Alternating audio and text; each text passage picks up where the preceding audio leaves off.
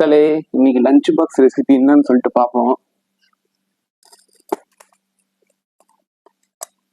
வாழைக்காய் தொட்டுக்க, சுட சுட சாதம், குழம்பு என்னன்னு பாத்தீங்கன்னா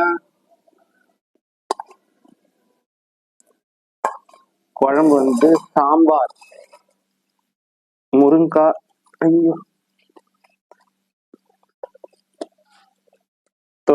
குழம்பு முருங்காய் மாங்காய் போட்ட சாம்பார் டேஸ்டா இருக்கும். அப்புறம் தண்ணி, அப்புறம் ஸ்நாக்ஸ்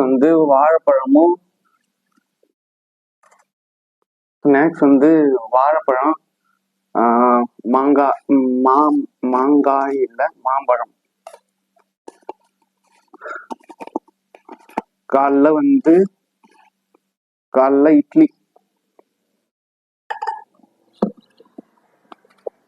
காலைல இட்லி, தொட்டுக்க சாம்பார்.